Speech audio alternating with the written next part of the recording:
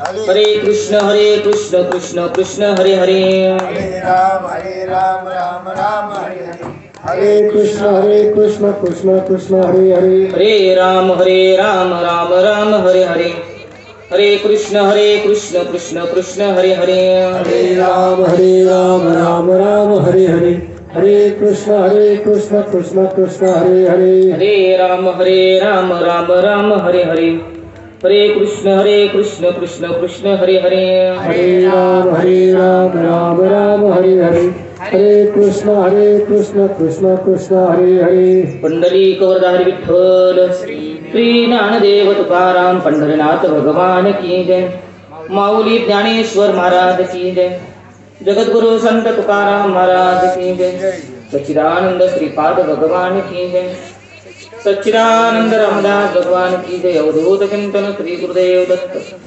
गोपाल कृष्ण भगवान की जय. जे बहुता एका अवांतरू अहंकाराचा भूत संचारू, झाला म्हणून विसरू आत्मबोधाचा, तेवढे नियमांचे वस्त्र नाठवे, पुढील अधोगतीची लाजणे नव्हे, आणि करितात जे न करावे विदोणे. गुरुर ब्रह्मा गुरुर विष्णू गुरुर्देव महेश्वरा, गुरुर साक्षात परब्रह्म तस्मै श्री गुरवे नमः. ओम ब्रह्मानंदं परमसुखदं केवलं ज्ञानमूर्ति दद्वातीतं गगन सदृशं तत्त्वमस्य आदिलक्ष्यम्, एकं नित्यं निवलमचलं सर्वदी साक्षीभूतं भावातीतं त्रिगुणरहितं सद्गुरुतं नमामि. यदक्षरं मनाख्येयम् आनन्दं भजम् अव्ययम्, श्रीमन्निवृत्तिनाथेति ख्यातं दैवतम् आश्रये, गुरुरित्याख्यया लोके साक्षात् विद्या हि शाङ्करी, जयत्या दानमस्तस्य दयाद्राये निरन्तरम्, सार्धकेन च कस्यार्ध शिवयोः समरूपिणो, ज्ञातुं न शक्यते लग्नम् इति द्वैतच्छनान्नो, अद्वैतमात्मनं सत्त्वं दर्शयन्तो मितस्तरां, तो वन्दे जगतमाद्योतयो सत्त्वाभितत्तये, मूलायाग्राय मध्याय मूर्धमध्याग्रमूर्तये, क्षीराग्रमूलमध्याय नमापूर्णाय शम्भवे, परं ब्रह्मं परं धामं सच्चिदानन्दविग्रहं, ज्ञानेश्वर इति ख्यातं प्रणमामि गुरुपरम्. श्रीपादनाथं गुरुराजवैर्यं मुमुक्षूणामज्ञानदानैक्यदक्षं, कोटिक्षेत्रे निवासिनं तं नमामि वेदविद्यानमुदिष्टं. जे बहुता एका अवांतरू अहंकाराचा भूत संचारू, झाला म्हणून विसरू आत्मबोधाचा. प्रस्तुत प्राप्त प्रसंगी कारणाशिवाय कोणतेही कार्य घडत नसतं. गेली अनेक वर्षापासून स्वतोबा उत्सवाच्या निमित्तानं हरिभक्तीपरायण नाव काय ढवाण साहेब, राजेंद्र ढवाण या दोन्ही पती पत्नीनं सतोबा महाराजांच्या उत्सवाच्या निमित्तानं गेली अनेक वर्षापासून त्यांच्या वस्तीवर किंबहुना घरी हा जो 3 दिवसीय वैष्णव मेळावा हा नित्य नैमिक जो कार्यक्रम आहे, त्या नित्य नैमिक कार्यक्रमाच्या कालचा पहिला दिवस होता, आजचा दुसरा दिवस आहे. आणि दुसऱ्या दिवसाची तुम्ही जे म्हणताय विशेष, प्रत्येक वाटे विशेष काहीच नसतं. इथे येणारा प्रत्येक विशेष असतो, आणि विशेष ज्याला विशेष व्हायचंय ना त्याला दुःख भोगावं लागतं. सामान्यातल्या सामान्य राहता यावं, विशेष नाही, विशेषातून आपल्याला सामान्यामध्ये साधून टाकलेलं आहे. म्हणून आज ह्या प्रवचनाच्या निमित्तानं जे काही ओव्या आहेत, ग्रंथराज ज्ञानेश्वरी अध्याय क्रमांक 7 आणि श्लोक क्रमांक 16-17 मध्ये त्या ओव्या असं सांगतायत की जीवाला आत्मस्वरूपात विसर पडलाय. हे करायचं कारण काय? वैष्णव मेळावा, सप्ताह, नामचिंतन, श्री गुरुकृपा, हे सगळं जे करायचं आहे ते कशासाठी करायचं आहे? तर आपल्याच स्वरूपाला आपण विसरलोय, आणि आपल्या स्वरूपाला आपण विसरल्यामुळं, विसरलंय म्हणजे इथं सांगितलंयच, झाल्या म्हणून विसरू आत्मबोधाचा. आपल्याकडे आत्मबोध पहिलाच आहे. आत्मबोधाची जी अखंडता आहे, आत्मबोधाची अखंडता पहिलीच आहे, पण ते खंडित झाल्यामुळं किंवा विसर पडल्यामुळं कुठेतरी आठवण करून द्यावी लागते. आणि आठवण करून द्यायला कोण आलं? श्री गुरु आले. वास्तविक पाहता श्री गुरु कृपा ही शिष्याला एका विशिष्ट अधिकारापर्यंत नेण्यासाठी आहे. गुरुचं गुरु पण संपवावं आणि शिष्याचं शिष्य पण संपवावं. बरं का? हो, जर हा भेद जर राहिला ना तो परमार्थ होऊ शकत नाही. भेद राहू नये. कारण याची यावत जीवाला जे घडवलेलं आहे तो परमार्थ हा अनंत जन्मापासून त्याच्यामध्ये मुरलेला आहे. त्याचा श्वासाची भजन जे आहे ते अखंडच आहे.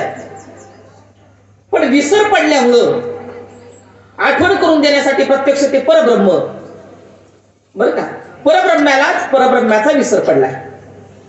हो, परब्रह्मालाच परब्रह्माचा विसर पडला म्हणून तो जीव झाला. म्हणून तेच परम तत्व 3.5 हाताचं शरीर धारण करून त्याच ब्रह्मतत्वाला आपल्या स्वरूपापर्यंत देण्यासाठी हा नामाचा हा सुद्धा व्यवहार आहे. तो व्यवहार आहे बरं का नामाचा सुद्धा. तुम्ही म्हणता म्हणजे गुरु झाले, शिष्य झाले, नाम दिलं, पण परमार्थी क्षेत्रामध्ये जर प्रवेश झाला तर तिथं गुरु पण नाही आणि शिष्य पण नाही.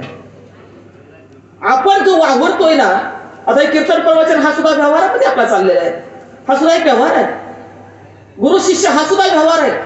पण हा व्यवहार संपूर्ण तुम्हाला एका विशिष्ट अधिकारापर्यंत परब्रह्म स्थितीपर्यंत नेण्यासाठी ते ब्रह्मतत्वच आकाराला आलं. आणि म्हणून खऱ्या अर्थानं समर्थ सद्गुरु श्रीपाद बाबा, समर्थ सद्गुरु रामदास बाबा यांनी हाडाची काढ्या केली, रक्ताचं पाणी केलं. आणि ही तुमच्या आमच्यामध्ये जी अखंडता आहे, जी ब्रह्मस्वरूपात आहे, की तुम्हाला त्याची जाणीव नाही, त्याची अनुभूती यावी तुम्हाला. पण यांनी अख्खा महाराष्ट्र ढवळून काढलाय. आणि त्याच्यानंतर बाबांच्या नंतर अनेक अधिकारी वर्ग असेल, प्रत्येक जण तो ते काम चालूच आहे.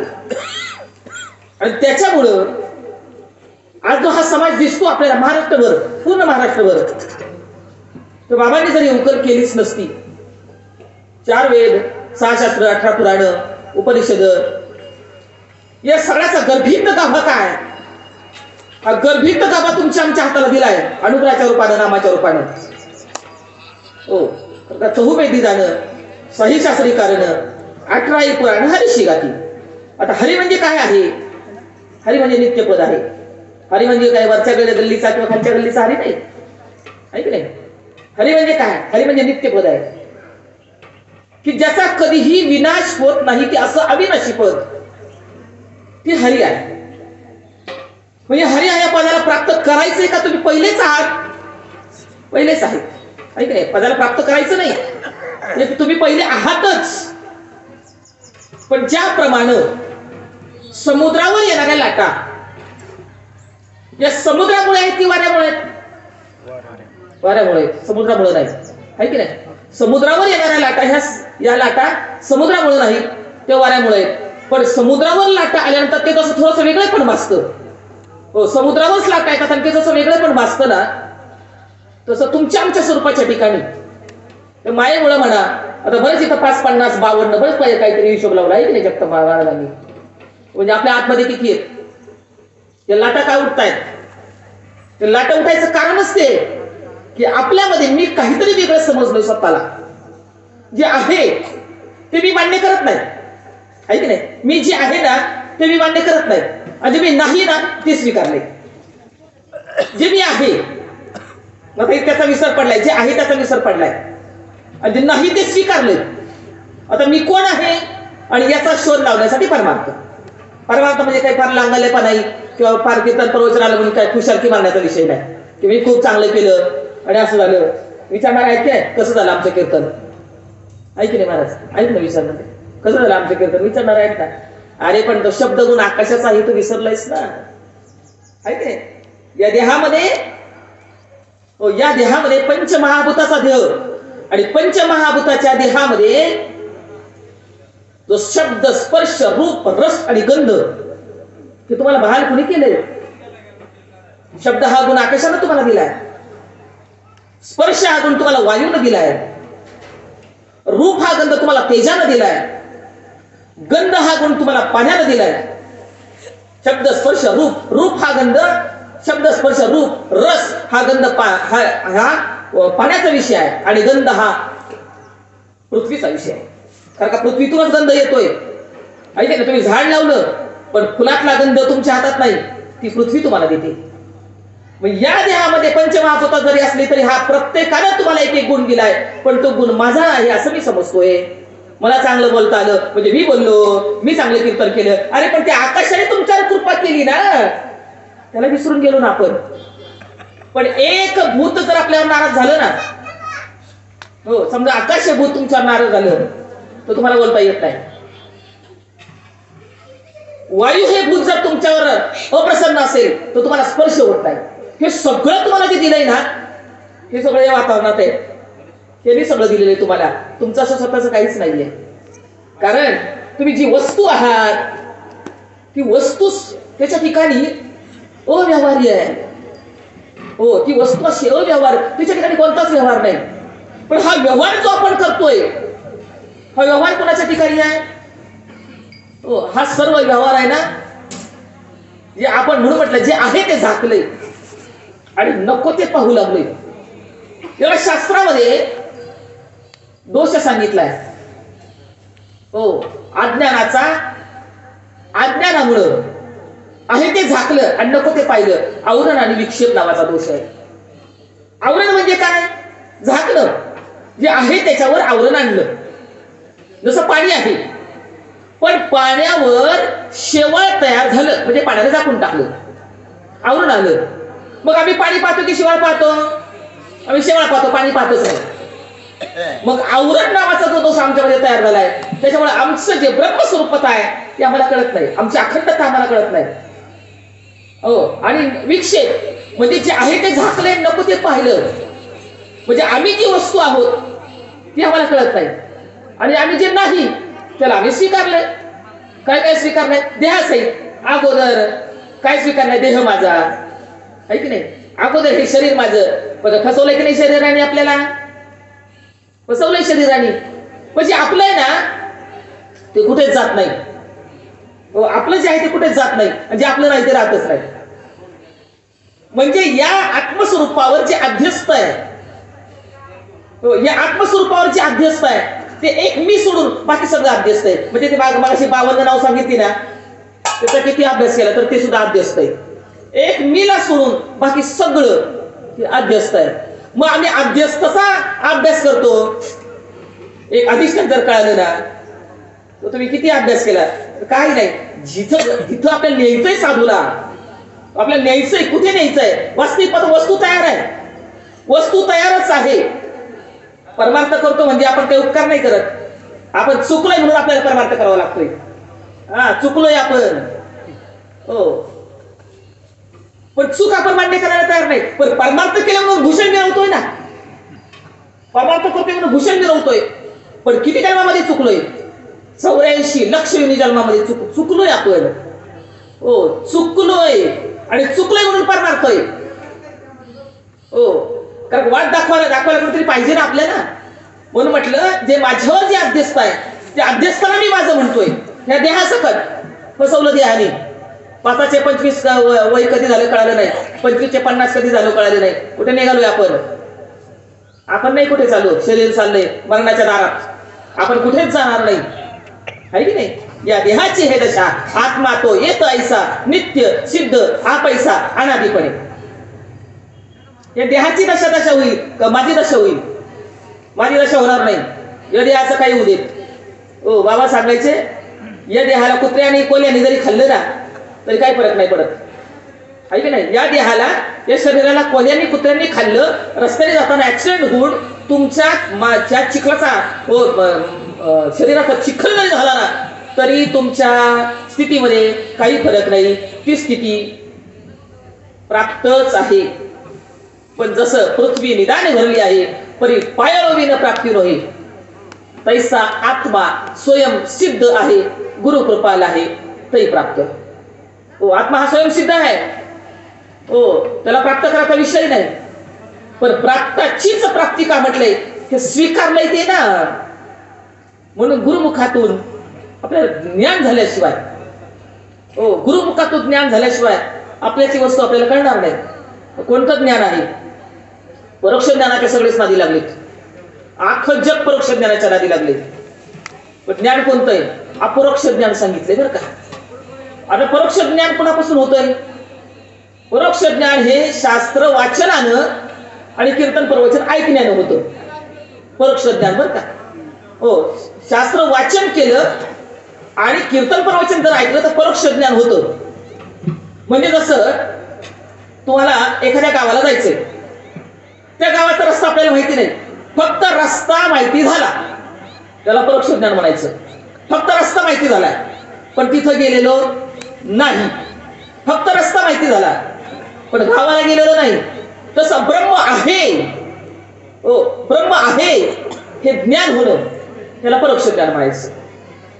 आणि अपरोक्ष ज्ञान कुणापासून होतं? आता आपल्याला परोक्ष पाहिजे का? आपण सगळेजण परोक्ष ज्ञानाकडे ओढले जातोय. पण जी अपरोक्षता जी आहे, जी आपल्या ठिकाणी जी अखंडता जी आहे, ते अपरोक्ष ज्ञान कुणापासून होईल? ते गुरुच्या मुखातून महावाक्य श्रवणानंच अपरोक्ष ज्ञान होईल. आणि अपरोक्ष ज्ञानामध्ये पण परत काढून दोन भाग सांगितले बरं का, दृढ अपरोक्ष आणि अदृढ अपरोक्ष. आता हे गुरु शिष्य पण हे तयार होतंय. महाराज सोनोनी महाराज, अदृढ अपरोक्ष ज्ञान होतंय असं मला वाटत नाही. म्हणजे मला तर असं वाटतंय की गुरु शिष्य पण जे तयार होतंय ना, ते असं वाटतं मला अदृढ अपरोक्ष ज्ञान तर नाही. वेदाचं जे ज्ञान आहे, ते वेदाचं जे ज्ञान आहे म्हणजे ज्ञान जरी झालं, अपरोक्ष ज्ञान म्हणजे काय? आता परोक्ष ज्ञान म्हणजे काय? ब्रह्म आहे. आणि अपरोक्ष ज्ञान म्हणजे काय? ते ब्रह्म मी आहे. हे अपरोक्ष ज्ञान. पण तो विषय जर आपल्या अंतःकरणावर खसला नाही तर, जर वृत्ती निवृत्त जर नाही झाली तर, वृत्ती राहत नाही असं नाही, वृत्ती राहते पण वृत्तीचे विषय बदललेत. वृत्ती राहते पण वृत्तीचे विषय बदललेत. तिच्या ठिकाणी दृढता आली आहे. पाहायचं असेल तर काय पाहायचं, ऐकायचं असेल तर काय ऐकायचं, बोलायचं असेल तर काय बोलायचं, संपूर्ण इंद्रियांचे विषय बदलले. पण ही झाली दृढता. ते ब्रह्म मी आहे, ते ब्रह्म मी आहे, ही अखंडता तुमच्या आमच्या ठिकाणी जर तयार झाली, मग गुरुच्या ठिकाणी गुरुच्या मुखातून आलेल्या त्या ब्रह्मबोधावर दृढ राहणं, दृढ राहिलं पाहिजे बरं का. आणि त्याच्यातही जर मी एवढी कीर्तन केली आणि असं कधी कधी कोणाला विचारणार काय चाललंय महाराज, काय नाही लई कीर्तन ऐकत, काय सांगायचं, याला काय म्हणायचं? या दृढ आहे बरं का, हे या दृढाकडे वाटचाल आहे परत ही. लई कीर्तन आहे, आता काय सांगायचं? आता हे सांगायचंय का इथं? हे नाही. तर आपल्याला जी ओळख करून दिली आहे ना, ती स्वरूपाची ओळख करून दिलेली आहे. करता विसरलाय ना, जे बहुत एकांतरू अहंकाराचा भूत संचारू, जाहला म्हणून विसरू आत्मबोधाचा. स्वरूप पहिलंच आहे, फक्त जे विकार तयार झाले आणि विकारामुळे आकार आहे. आकार कोणामुळे? विकार आहे म्हणून आकार आहे. पण आकारच नाही. शंकराचार्याचा सिद्धांत काय आहे? जगत मिथ्या आणि ब्रह्म सत्य. दिसणाऱ्या वस्तूला ते काय म्हणतात? मिथ्या आहे. पण ज्ञानोबानं त्याच्या पुढे एक पाऊल टाकून सांगितलं, जगत ब्रह्म आहे. जगामध्ये ब्रह्म दिसे उघडे. म्हणजे मुक्ताबाई पण सांगते, जगामध्ये ब्रह्म दिसे उघडे. म्हणजे जगत मिथ्या आणि ब्रह्म सत्य नाही, जगच ब्रह्म आहे. जग ब्रह्म कसं आहे? कारण इथं पडलेली प्रत्येक वस्तू की ज्याच्यापासून आली ना, मग लय चिंतन करा. लय चिंतन करा. समजा आता हा हार आहे, पाहत या जगतामध्ये आपल्याला सोडून या जगतात काहीच नाही, मला सोडून या जगतामध्ये काहीच नाही. मग आता हा हार आहे, आता हा हार, ही फुलं ही कुठून आली? झाडापासून आली. झाड कुठून आलं? मातीतून आलं, आहे की नाही? माती कुठे जाते? दोन प्रलय सांगितले बरं का. आपल्यासाठी कोणता प्रलय? व्यवहारिक सत्तेमध्ये दोन प्रलय सांगितले. एक सूर्यप्रकाशाने होणारा प्रलय, एक सूर्याचा प्रकाश जर तप्त झाला तर त्यालाही प्रलय होतो, आणि एक जलप्रलय, एक जलप्रलय आहे आणि एक प्रकाश प्रलय आहे. हे दोन प्रलय, पण आपल्यासाठी जो महत्वाचा आहे ना तो आत्यंतिक प्रलय. म्हणून परमार्थाची व्याख्या काय सांगितली? आत्यंतिक दुःखाची निवृत्ती, परमानंदाची प्राप्ती. सगळ्यात महत्वाचा जो प्रलय आहे जलप्रलय आणि प्रकाश प्रलय हा सगळ्यांसाठी आहे, पण आत्यंतिक प्रलय हा स्वतःसाठी आहे. तो एकट्याचा प्रलय आहे. हो, मग मला सांगायचंय काय, जरा प्रलय होतो त्याला मातीतून ही फुलं आली, माती कशामध्ये विरघळते? पाण्यामध्ये. पाणी कुठे जाते? तेजामध्ये. तेज कुठे जाते? वायूमध्ये. वायू कुठे जातो? आकाशामध्ये. आकाश कुठे जातं? महतत्वामध्ये. महतत्व मायेमध्ये, आणि माया ब्रह्मतत्वापासून. हो, मग याचं लय चिंतन जर केलं तर या जगतामधली प्रत्येक वस्तू ही ब्रह्म आहे, पण ती दृष्टी आपल्याकडे नाही ना. आपण दृष्टीहीन झालो, दृष्टी आपल्याकडे नाही. पण ती दृष्टी आहे कुणाकडं? ती दृष्टी साधूकडे आहे. म्हणून या कलियुगामध्ये साधू थोर जाना, साधू थोर जाना, साधू थोर जाना कलियुगी. या कलियुगामध्ये तीनदा सांगितलं बरं का, भूत भविष्य आणि वर्तमान तिन्ही काळामध्ये. किंवा काल आहे आणि आज नाही, आज आहे आणि उद्या नाही, असं आहे का? म्हणजे नाही. ओ, तिन्ही काळामध्ये. पण बाबा सांगायचे साधू म्हणजे पांढरे कपडे नाही, साधू म्हणजे वेगळे कपडे नाही, साधू म्हणजे ज्ञान आहे. कोणतं ज्ञान? ज्ञान म्हणजे कोणतं? बहिर्मुख करणारं ज्ञान नाही, अंतर्मुख करणारं ज्ञान. हो, कारण का आज जगतामध्ये बहिर्मुख ज्ञानाचाच जास्त बोलबाला आहे, पण अंतर्मुख करणारं ज्ञान. मग अशी मला जगताप मार्गाने सांगितलं मी कुठेतरी कमी पडतोय. हे म्हणायला सुद्धा किती धाडस लागतं ना.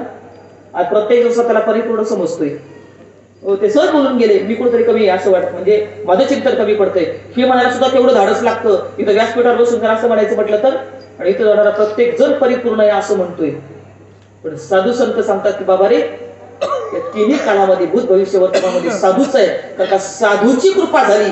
आणि म्हणून आम्हाला मुळाकडे जाता आलं. आमचं मूळ काय? आमचं मूळ, आमची वाटचाल ब्रह्मतेकडे नव्हे, ती वस्तुतत्व आहे. म्हणून ते ज्ञान, म्हणून मला बहिर्मुक्तीचं ज्ञान नाही, अंतर्मुक्त करणारं ज्ञान आहे.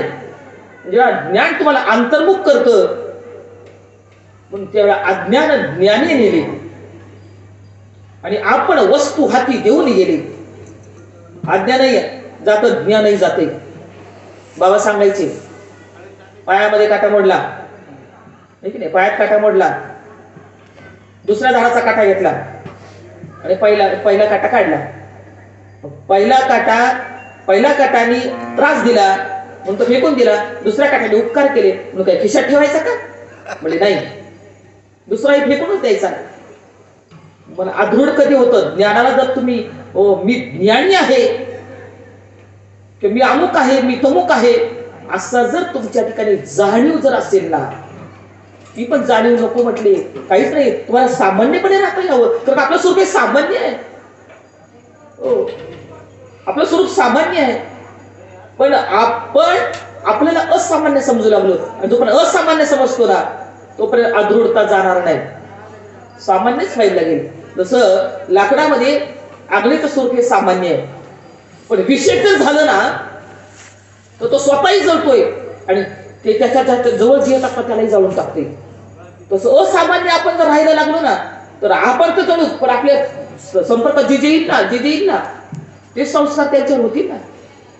म्हणून साधू संत सांगतो बाबा रे, वस्तू तयार आहे, वस्तू प्राप्तीचा विषय नाही, पण ती वस्तू याच नरदेहाला येऊन, ती योजना याच देहामध्ये येण्याची शरीरा येणे सरे, आणि किंबहुना येणारे शिरापडे. आता वास्तविक पाहता शिरापडे ते सुद्धा व्यवहारातच बोलणं आहे, हे बोलणं सुद्धा व्यवहारात आहे. वास्तविक पाहता मोक्ष मिळण्यासाठी परमार्थ करायचा आहे, पण मोक्षाची प्रतिष्ठा सुद्धा बद्धाच्या घरीच आहे फक्त. हो, मोक्षाची प्रतिष्ठा आहे ना की बद्धाच्याच घरी आहे. हो, बद्ध आहे म्हणून मोक्ष आहे म्हणावं लागलोय. बंध स्वीकारलाय म्हणून सुटायचं म्हणतोय. वास्तविक पाहता हो तू मुक्तच आहेस. मुक्त होता तरी बंधची नाही ठावा मोक्ष मुक्त कसे म्हणावे, बंधनाची नसे ठावी. मुक्त कसे, मुक्त म्हणायचं कधी आपण अडकलोय म्हणून मुक्त म्हणायचं, बंध स्वीकारलाय म्हणून सुटायचं म्हणायचंय. हो वास्तविक पाहता हो आत्म्याच्या ठिकाणी कोणताही बंध नाही, कोणताच बंध नाही आत्म्याच्या ठिकाणी. तो आत्मा जो निर्धर्मक आहे, कोणताही धर्म नाही, कोणताही बंध नाही. असं हे जीवाचं स्वरूप आहे. हो असं हे जीवाचं स्वरूप आहे. पण जीवानी जे आहे ते तो आहे तो ते स्वीकारायला तयार नाही आणि नको ते स्वीकारतोय. मग या देहासकट सगळं हो या देहामध्ये जेवढं आहे ते मीच आहे आणि या देहामध्ये जे आहे ते माझंच आहे. म्हणजे पार पंचकर्मेंद्रिय असतील, पंचज्ञानेंद्रिय असतील हो किंवा अंतःकरण चतुष्ट असेल हो किंवा पंचकोश असतील, जेवढं आहे त्याचा हिशोब महत्वाचा नाही बरं का. त्याचा हिशोब कसा पण करा. हो अंतःकरणामध्ये संपलं का, अंतःकरणामध्ये 4 धरले तर हिशोब मन बुद्धी चित्त अहंकार झाला तर हिशोब वाढतोय आणि 1 धरले तर हिशोब कमी होतोय. परमात्मा हिशोबावर नाही, तुम्ही कितीही त्याचा विस्तार करा, एक किती विस्तार केला तरी ते अध्यस्तच आहे आणि एक अधिष्ठान स्वरूपी आहे. आणि त्या अधिष्ठानाशी जो पण आपण एकरूप किंवा समरस होत नाही हो तो पण द्वैत जात नाही हो. आणि द्वैत जाण्यासाठी द्वैताची झाडणी गुरुविन ज्ञान त्या कैसे कीर्तन घडेल ना मी. अरे द्वैत जाण्यासाठी द्वैत स्वीकारले आपण आहे की नाही हो. एकच काळजी आपल्याला, माझं कसं होईल आणि माझ्यांचं कसं होईल आहे की नाही. आधी मी आणि मग माझं कसं होईल आणि माझ्यांचं कसं होईल, त्याच्यापेक्षा दुसरी चिंता आहे का आपल्याला? दुसरी चिंताच नाही. मग आधी मी कोण आहे, जे जे होईल, जे जे लिहिले प्रारब्ध ते कधीच चुकणार नाही. जे प्रारब्धामध्ये आहे ते होणार नाही आणि हे प्रारब्ध हे देव निर्माण करत नाही, हे तुम्ही निर्माण केलेलं आहे. पण प्रारब्धाचे भोग भोगवून आपल्या स्वरूपाशी एकरूपता साधणं माणसाचं सगळ्यात महत्वाचं कर्तव्य काय, सगळ्यात मुख्य कर्तव्य. तुम्ही म्हणताय मग आता लग्न झालं, मग आता नवऱ्याची सेवा करणं आणि शेती करणं, स्वयंपाक करणं हे तर आहेच, हे आहेच. पण सगळ्यात मुख्य कर्तव्य तुमचं आमचं काय, सगळ्यात महत्वाचं जे कर्तव्य आहे ना ते स्वरूपाची ओळख करून घेणं. म्हणून परमार्थ म्हणजे काय, आत्यंतिक दुःखाची निवृत्ती आणि परमानंदाची प्राप्ती. परम असा आनंद, आनंद हेच आपलं स्वरूप आहे हो. आनंदाची प्राप्ती नाही, आनंद हेच आपलं स्वरूप आहे. मग तिथं आनंद होणं तिथं सुद्धा त्याला कमीपणा आहे की मला आनंद झाला हे म्हणणं सुद्धा तिथं कमीपणा आहे. कारण स्वरूपच आनंद स्वरूप आहे. या आनंद स्वरूपाची खऱ्या अर्थानं आता प्राप्ती करायची हे म्हणणं सुद्धा एक व्यवहार आहे. म्हणून गुरु शिष्य हा व्यवहारच आहे. परमार्थ सांगणं आणि ऐकणं हा सुद्धा व्यवहारच आहे. पण जसं ब्रह्म आहे म्हणणं आणि मी ब्रह्म आहे हे म्हणणं म्हणजे सांगणं आणि ऐकणं. पण वाटचाल तर त्या दिशेने जर आपली नसेल तर आपण किती ऐकलं तरी काही फरक नाही पडणार, काहीच नाही फरक पडणार. म्हणून हा विचार आणि अहंकार सांडीजे मग आस्तीच वस्तू होऊजे आपली स्वस्ती सहजी आपण केली. इथं फक्त काय विचार सांगायचा, विचार हो. विचारामध्ये फक्त आपल्याला विचारच आपल्याला परिपूर्णतेला नेणार आहे. विचार कोणता आहे, जसं मेंढ्यांमध्ये चुकलेला सिंह, मेंढ्यांमध्ये चुकलेला सिंह जो स्वतःला सिंह न समजता मेंढी समजतोय. पण जंगलात गेल्यानंतर दुसऱ्या सिंहानं त्याला पाण्यामध्ये पाहायला लावलं आणि त्याने मेंढ्यांकडे पाहिलं, पाण्यामध्ये पाहिलं, त्याला कळालं मी मेंढ्यासारखा नसून मी सिंहासारखा आहे. म्हणजे माझ्या शेजारी उभा राहिला त्याच्यासारखा मी आहे. हे करायला किती यज्ञ करावे लागले त्याला, म्हणजे नाही फक्त जे समजलं होतं हो. फक्त इथं समजूत बात करायची आहे की नाही. जे समजलंय ते सिंहाने मी मेंढी असं समजलं होतं, तसं आपण जे समजलोय, काय समजलोय आपण, मी देह नावासहित मी अमुक मी तमुक हो. साधू संत सांगतात देश देश हे माझा सहज फिरत आलो करू सत्ता कवनावरी कोठे स्थिर राहिलो पाय डोळे म्हणता माझे ती कैसा मोकलिलो परदेशी नाही कोणी अंध पांगुळ झालो. हो आपण जे आपलं नाही तिथं येऊन आपण डोळस असून आंधळे झालोय. वास्तविक पाहता डोळस म्हणणे हे सुद्धा तिथं कमीपणाच आहे. जे तुम्ही बोलताल ना तर जे शब्द येणं संवादीचे इंद्रिय नेनता बघीचे आणि बोलाटी जमीचे प्रमेयासी जिथं शब्द नाहीतच तुम्ही त्याच्याबद्दल जेवढे शब्द वापरताल ते ही अलीकडतात विषय आणि स्वरूप त्याच्याही पलीकडे आहे. शब्दांच्या पलीकडे आहे. शब्दे विना संवादू तुझे विना अनुवादू आणि की नाही. हो हे परत कैसे निगमे शब्द नाहीत बाबा तिथं असं ते तुमचं स्वरूप आहे. आणि साधू संतांनी खऱ्या अर्थानं ही स्थिती प्राप्त करून घेण्यासाठी हो जे आपण स्वीकारले एको अहम बहुस्य अहम परमात्म्याने हो परत जीवाला त्या परमात्मा स्वरूपाकडे येण्यासाठी मी एकटा आहे मला अनेक व्हायचे अनेकांच्या रूपानं तुम्ही आम्ही जरी दिसत असलो अनेक रूपाने जरी दिसत असलो तरी उपाधी अनेक आहेत का आत्मा अनेक आहे. उपाधी अनेक आहेत. उपाधी 84 लक्ष योनी या उपाधी अनेक आहेत पण त्याच्यामध्ये असणार जे एकत्व आहे ना ते एकत्व त्याची अनुभूती करणं हे आपलं मनुष्य द्यायला आल्यानंतर सगळ्यात महत्वाचं काम आहे. सगळ्यात महत्वाचं. आणि हे जर काम जर ह्या जन्मामध्ये जर झालं नाही तर परत कधीच होणार नाही. हो परत कधीच नाही. परत 84 लक्ष योनी परत या जन्मामध्ये जर ही स्थिती प्राप्त करून घेतली नाही तर परत कधीच नाही. म्हणून सांगितलं सावध होई बापा. अरे सावध हो बाबा. हो सावध हो. सावध कुठे केलं बाबा सांगायचे. स्वरूपाच्या बाबतीत सावध कुठे केले आपल्याला लग्न मंडपातच केलं आहे की नाही. आता सावध सावधान समयो. आता वेळ जवळ आली बाबा आहे की नाही. वेळ जवळ आली आणि तिथं सांगितलं लग्न मंडपामध्ये भावे सद्गुरुचे पदांबुज धरा चित्ती स्मरा आदरे आहे की नाही. लग्न मंडपात सांगितलं अक्षराही टाकल्या. बाबा सांगायचे तांदूळ टाकले का साळ टाकली. जिचं टर्कल काढलंय ना ज्या साळीचं टर्कल काढलंय ते टाकले अंगावर. तुम्ही असे व्हा आहे की नाही. म्हणून साधू संत पदोपदीने तुम्हाला उपदेश करतायत. तुम्हाला असं राहायचंय जसं पेरताना काय पेरलंय शेंगदाणे पेरले. पेरताना शेंगदाणे पेरले. उगवताना काय आले उगवून टरकला सहित आले आणि खाताना आता टरकल टाकूनच खायचे आहे की नाही. पेरताना शेंगदाणे पेरायचे उगवताना टरकला सहित उगवून येतात आणि खाताना टरकल टाकूनच खायचे. तसं हे टरकल आहे ना आपल्याला मिळालेलं. याच्याशिवाय उपाधी जर आपल्याला मिळत नव्हती तर परमार्थ तरी कसा घडला असता आपल्याकडून. बरोबर. आपण चुकलोय म्हणून आपल्याला परमार्थ करावा लागतोय. आणि साधू संत जे आहेत ना ते चुकलेल्या वाट दाखवण्यासाठी प्रत्यक्ष ब्रह्म आपल्या स्वरूपाकडेच येण्यासाठी वास्तविक पता गुरु शिष्यामध्ये पण भेद नाही. भेद नाहीच. फक्त उपाधीचा भेद आहे. गुरु शिष्यामध्ये पण फक्त उपाधीचा भेद आहे.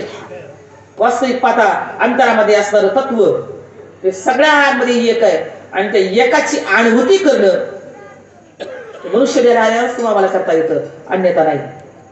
मनुष्य देह ऐसा निध तरी साधारण ते साधा सिद्ध करो आणि प्रबोध संत पार उतरले. साधू संतांनी आपल्याला पहिलं तीरात आईलं तीर. पहिलं तीर म्हणजे काय जे स्वीकारतो ते आईलं तीर आहे. देहासहित उपाधीसहित जे स्वीकारलं ते आईलं तीर आहे. आणि उपाधी विरहित आमचं स्वरूप आहे. म्हणजे साधून आम्हाला कसं राहायचं ते शिकवले. जसं नारळ असतो ना नारळ असतो तो झाडाला जो पण नारळ आहे तो पण हिरवा आहे. आणि त्या नारळाचं खोबरं हे करवंटीला चिटकून राहिलेले. आपलं तसंच झालंय ना. आपण तो जीवपणा स्वीकारलाय वास्तविक नाही ते स्वीकारलंय. हो जे नाही ते स्वीकारलंय. पण इथं सांगितलं जीव चैतन्यच आहे, जीव हा चैतन्यच आहे. पण जसं खोबरं नारळाला वाळवल्यानंतर त्यातलं आतलं पाणी पण वाळलंय आणि त्या खोबऱ्यानं करवंटीला पण सोडलंय, आतलं पाणी पण सुकलंय आणि त्या खोबऱ्यानं करवंटीला पण सोडलंय. म्हणजे उपाधी पूर्णपणे त्याच्यात राहून, तसं आपण या देहात राहून न मम माझं नाही, मी नाही, मी तू आहे म्हणून साधूनं जे बोध केलाय ना आपल्याला, तत्वमसी, तो मी आणि ती अखंडता आपल्यामध्ये पहिलीच आहे. हो, आईच्या गर्भामध्ये असल्यापासून ती अखंडता आपल्याकडे पहिलीच आहे. पण विसरलोय ना आपण. हो, आईच्या गर्भात असल्यापासून भजन चालूच आहे, तो मी. धरणी वायू लागता, स्मरण विसरे तत्वता, ओळखू लागे माता पिता. आई वडिलांना ओळखलं, स्वतःची वेगळी ओळख निर्माण केली, म्हणजे आहे त्याला विसरून गेला. म्हणजे आहे ते मी आहे म्हणून म्हटलं. जे आपलं आहे ना ते कुठंच जात नाही, म्हणजे आपलं नाही ते राहत नाही. म्हणजे जे आपल्याला, म्हणजे स्वतःला जे सोडून आहे देहासहित राहतच नाही. साधू संत सांगत बाबा रे, त्या स्थितीला आपण स्वीकारत नाही. आणि म्हणून जे बहुता एका अवांतरू, अहंकाराचा भूत संचारू, जहाला म्हणून विसरू आत्मबोधाचा. या ठिकाणी महावैष्णव ज्ञानोबा सांगतात की अहंकार रूपी भूताचा संचार आपल्यामध्ये झाला आणि म्हणून आत्मस्वरूपाचा विसर पडला. आणि आत्मस्वरूपाचा विसर पडला म्हणून या माया नदीमध्ये आपण गटांगळ्या खाऊ लागलो. पण साधूची कृपा होऊन आपल्याकडे नामस्मरण भक्ती आणि अनन्यता जर प्राप्त झाली तर या माया नदीतून साधूच्या कृपेने हा जीव सहजपणे तरुण ब्रह्मस्वरूपाची प्राप्ती करून घेतो. आणि असे भक्त फार थोडे आहेत, कारण श्री गुरु कृपेशिवाय ही गोष्ट जमत नाही. तसं कीर्तन प्रवचन माझे बाबा सांगायची दौटी आहे, पण त्याच्यापेक्षा जी वेगळीकता आहे ती साधूच्या मुखातून आपल्याला जी प्राप्त झालेली आहे. खऱ्या अर्थानं तुम्ही आम्ही फार भाग्याची आहोत. का भाग्याची म्हणावं लागेल? जगामध्ये चालायला जागा नाही, एवढी गर्दी आहे. पण परमार्थिक क्षेत्रामध्ये मात्र गर्दी नाही. का गर्दी नाही? सोन्याच्या दुकानामध्ये एकच गिरायक असतं आणि बेंटेच्या दुकानामध्ये भरपूर गर्दी असते. जिथं सत्य आहे ना, ते सत्य सगळ्यासाठी नाही. अद्वैत कुसरी विरळाने म्हटलंय ना. आणि म्हणून खऱ्या अर्थानं त्या साधूच्या कृपेनं जो अद्वैताचा सिद्धांत आहे, 4 वेदांचा गर्भित गाभा, 6 शास्त्राचा गर्भित अर्थ किंवा 18 पुराणांचा सार त्या साधून अनायचं तुमच्या आमच्याकडे दिलेलं आहे. आणि म्हणून तुकोबारायनं सुद्धा सांगायला वेदांचा तो अर्थ आम्हासीचा ठावा. तुकोबाराय सांगतात की वेदांना कळालं नाही असं नाही, वेदांनी जाणलं, पण वेदांनी मौन धारण केलं. मौन का आहे तर ती स्थिती बोलता येत नाही, ती सांगता येत नाही. आणि असं अव्यवहार्य असणार आपलं स्वरूप, हो निर्धर्मिक असणारं जे आपलं स्वरूप, त्या स्वरूपाशी एकरूपता साधून आपलं पूर्णत्व प्राप्त करून घेण्यासाठी हा माणसाचा जन्म आहे. म्हणून या ठिकाणी अनेक वर्षापासून हरिभक्तीपरायण डव्हाण साहेब आणि डव्हाण ताई अनेक वर्षापासून हा वैष्णव मेळावा करतात. वैष्णवाच्या मेळाव्याच्या निमित्तानं अनेक महात्मे, अनेक समाज साधक वर्ग या ठिकाणी येत असतो आणि आपला आनंद लुटत असतो. त्यांना द्यावे तेवढे धन्यवाद थोडेच आहेत. झालेली सेवा तुम्हा सर्व ब्रह्मरुंदाच्या चरणी, हृदयाच्या सद्गुरूच्या चरणी सेवा समर्पित करून आपल्या सेवेला या ठिकाणी पूर्ण